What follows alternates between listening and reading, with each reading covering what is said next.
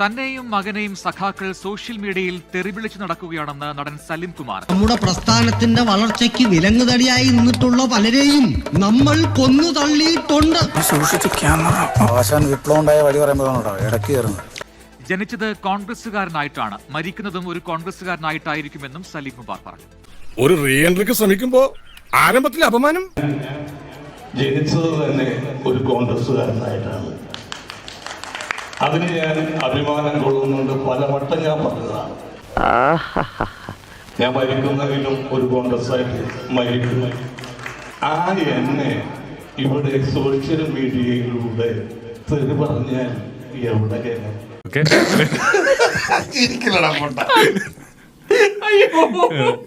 ഇങ്ങനെ ഞാൻ പറയുന്ന പ്രസംഗങ്ങൾ കേട്ട് കുരുപൊട്ടി ഒലിക്കുന്ന സഹാക്കളോട് എനിക്ക് ഒന്നേ പറയാനുള്ളൂ. പൊതുവാൾജി എനിക്കിനെ ചോര കളക്കണ്ടട്ടാ. Cool down Karthi, cool down. നമുക്ക് പിന്നെ നിയമപരമായി തന്നെ ഒതുക്കാം. കൊടുങ്ങല്ലൂർ ഭരണി കണ്ടു വളർന്നവനാണ് ഞാൻ. ഇതേപോലെ ഊച്ചാട് കയറിയൊന്നും ഇവിടെ ചെലവാവില്ല.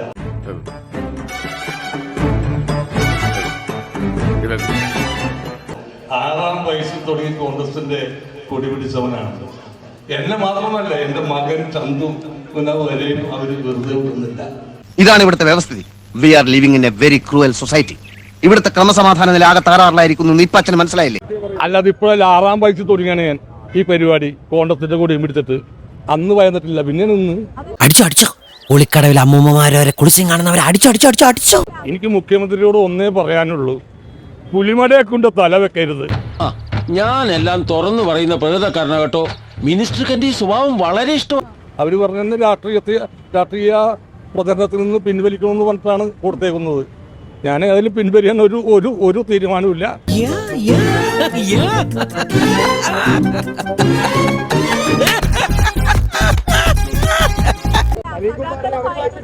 അതാണല്ലോ വെറുതെ തെറി പറയാൻ കാരണം. അതല്ലേ, ഞാൻ ഒറ്റ സ്റ്റേജിൽ പോകണമെന്ന് ആഗ്രഹിച്ച ആളാണ്. ഇവരാണ് എന്നെ ഇങ്ങനെ തോണ്ടി എല്ലാവർക്കും. അതൊക്കെ ഗോപാലകൃഷ്ണൻ ഒരു നമ്പറല്ലേ? ഇത് എന്റെ ഒരു നമ്പറാ. കളിക്കുന്നത് അതിൽ വേണ്ട തെണ്ടി. തുടരും. അയ്യോ, ഞാൻ എല്ലാം സംഭവിക്കൊണ്ടിരിക്കുന്നത്. ഒറ്റ സ്റ്റേജിൽ പോകാൻ വന്ന ഒരാളാണ് ഞാൻ. അതെങ്ങനെ തോണ്ടി എന്നെ എല്ലാവർക്കും എത്തിക്കണം.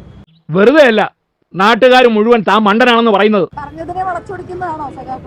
പിന്നെ അല്ലാണ്ടെന്താണ്, സ്ഥിരം പരിപാടിയാണ്. എനിക്കതൊന്നും പുത്തിരിയല്ല. ഒരുപാട് കൊല്ലങ്ങളായിട്ട് കേട്ടോണ്ടിരിക്കണം. സമരം ചെയ്യാനും അലമുണ്ടാക്കാനും അല്ലാതെ വേറൊരു പണി ഞങ്ങൾക്കറിയില്ല. വിദ്യാഭ്യാസമുള്ള ഒരുത്തനും നമ്മളെ പാർട്ടിയിലില്ലേ?